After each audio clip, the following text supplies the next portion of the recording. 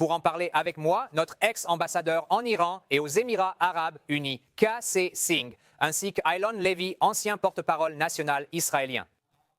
Monsieur Levy, permettez-moi de commencer en vous demandant, il y a beaucoup de colère parmi les dirigeants de la Ligue arabe. Ils ont déclaré, et c'est le secrétaire général de la Ligue arabe qui le dit,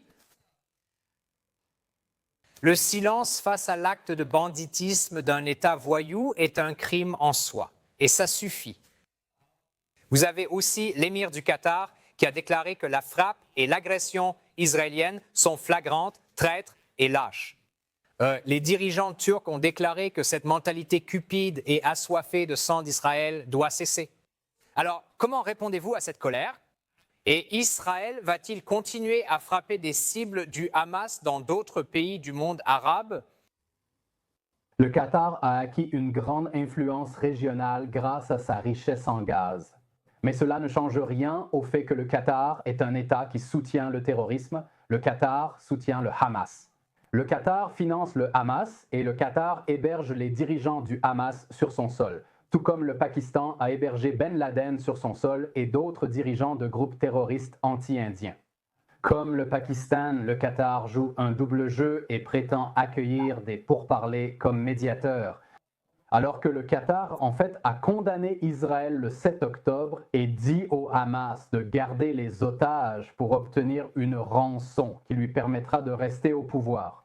Et Israël a clairement indiqué qu'il n'y aurait aucune impunité, nulle part pour les cerveaux du massacre du 7 octobre.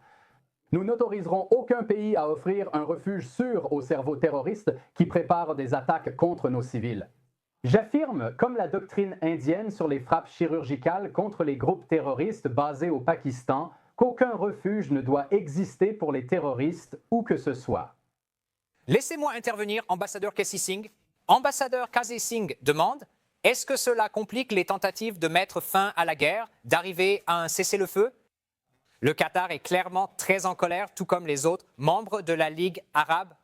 Comment pensez-vous que les choses vont évoluer à partir de maintenant ? Et selon vous, quel rôle Marco Rubio a-t-il joué lorsqu'il est arrivé en Israël avec un message du président Trump ? Eh bien, de toute évidence, il continue toujours à donner beaucoup de latitude à Israël. Il leur a probablement dit « Vous feriez mieux de vous dépêcher et de faire rapidement ce que vous faites, car l'attaque au Qatar a rassemblé presque tous les pays islamiques et arabes. » C'est ce qui se passe à Doha. Donc, il ne s'agit pas seulement des pays arabes, les 22 pays de la Ligue arabe et les 57 membres de l'Organisation de la coopération islamique, l'Organisation de la coopération islamique. Ils vont s'y réunir. Et il y a des propositions, comme celle de l'Égypte, qui a dit que nous devrions former un groupe de protection comme l'OTAN. Donc cela a rassemblé les pays, tous les pays du Golfe, même les Émirats, qui avaient signé les accords d'Abraham avec Israël et normalisé les relations, ont été forcés de se rapprocher de la position du Qatar.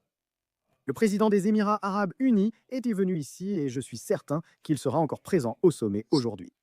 Donc, essentiellement, ce qui s'est passé, c'est que l'Iran, les pays du Golfe, la Turquie, l'Égypte, ils convergent tous vers cela. Donc, je pense que c'est là que probablement le Premier ministre Netanyahou, qui a dépassé les limites, est allé un peu trop loin. Et il y a une sympathie générale pour le Qatar parce qu'ils ont dit qu'il jouait un rôle de médiateur et que la médiation était en cours. Et on ne peut pas avoir une attaque en plein milieu d'une médiation. Sur le même site était le groupe avec qui les Qataris discutaient. Donc globalement, je pense qu'à part les États-Unis, mais souvenez-vous, même les Américains ont soutenu pour la première fois une résolution de l'Assemblée générale de l'Organisation des Nations Unies condamnant les actions israéliennes. Jusqu'à présent, ils ne l'avaient jamais fait. Ils se battent essentiellement pour protéger Israël. Ils bloquent les résolutions du Conseil de sécurité, utilisent leur droit de veto. Pour la première fois, ils ont soutenu une résolution. Ils ne s'y sont pas opposés à l'Assemblée générale. Donc je pense que cela a atteint un point où Israël ne peut plus continuer à faire ce qu'ils font. Il doit y avoir une solution. En même temps, le Premier ministre Netanyahou, qui a évidemment le soutien de la droite américaine, flatte le président Trump. Il a dit que c'est le président américain le plus favorable qu'Israël ait jamais connu. Et cela maintient le soutien actuellement. Où cela s'arrête-t-il ? Je crois que le président Trump tient à garder ses alliés dans le Golfe, Et il ne voudrait pas que ce nouveau groupe se forme parce qu'Israël a aussi menacé la Turquie. Ce sera un autre type de combat, car c'est un pays de l'OTAN avec des armes modernes. Il a une armée. Ce n'est pas comme affronter l'Iran qui avait des avions anciens et ainsi de suite. Donc si vous obtenez une sorte d'alliance de type OTAN, ce qui était difficile entre l'Égypte, les pays arabes, les pays du Golfe, et si les Iraniens ne s'y opposent pas, et en même temps, si les Turcs sont d'accord, je pense que ce n'est pas une très bonne chose pour Israël. Cela a rapproché les pays puissants. Très bien. Elon Levy, ce que j'aimerais vous demander, c'est ceci. Cette frappe ne complique-t-elle pas les efforts de médiation du Qatar? Et deuxièmement, aujourd'hui, les membres de la Ligue arabe appellent presque à la création d'un mécanisme de type OTAN ou d'une Ligue des nations arabes pour se défendre contre Israël. Comment répondez-vous à cela? Pensez-vous que cette fois, Israël est peut-être allé trop loin? Malheureusement, les négociations au Qatar étaient une mascarade. Cela fait plus de 700 jours et le Hamas, qui est le client du Qatar, n'a montré aucun intérêt à libérer les otages et à déposer les armes, ce qui est la seule façon de mettre fin à cette guerre. Il faisait traîner les négociations pendant que les otages meurent de faim et sont torturés dans les cachots sous Gaza.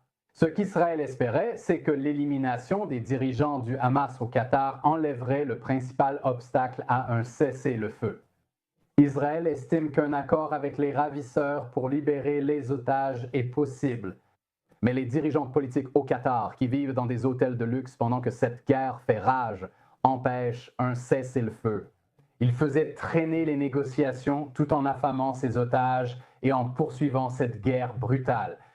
Non, Israël veut finir cette guerre, récupérer tous les otages et écarter le Hamas du pouvoir. Et les dirigeants du Hamas, qui sont protégés par le régime qatari, qui est derrière sa communication, une dictature islamiste, rappelons-le, constitue un obstacle à la fin de cette guerre que le Hamas a commencé le 7 octobre 2023. D'accord. Ambassadeur Casey Singh, comment voyez-vous cela à la lumière de ce qui se passe dans le monde arabe?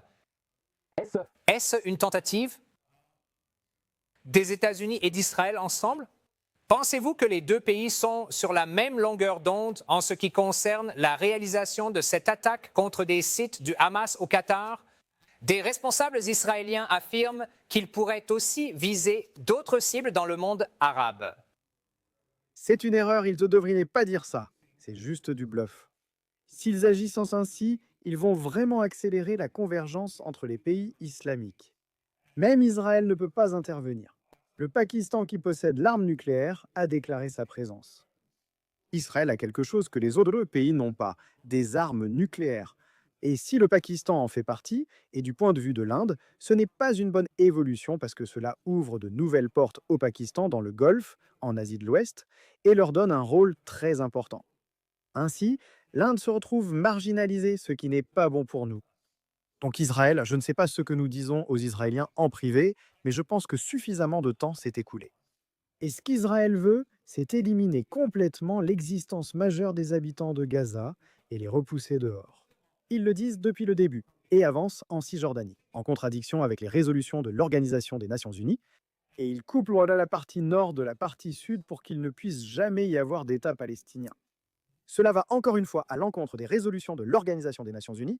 Maintenant, ils ont beaucoup de chances d'avoir le président Trump. Mais même Trump a été embarrassé parce que je ne pense pas qu'il s'attendait à ce qu'une telle attaque ait lieu contre le Qatar, car il a suivi Israël dans l'attaque contre l'Iran. Il a rejoint Israël pour attaquer l'Iran et la centrale nucléaire qui s'y trouve. Mais cela va peut-être trop loin maintenant. Je ne sais pas si l'Amérique le comprend, mais je pense que c'est le moment où ils doivent retenir Israël et dire « négociation ». Pour mettre fin à un mouvement révolutionnaire, on élimine la direction. Ils l'ont déjà fait, tuant le chef suprême à Téhéran. Ils ont tué d'autres dirigeants. D'autres prendront leur place. Si vous continuez à tuer, les plus jeunes rejoignent le mouvement.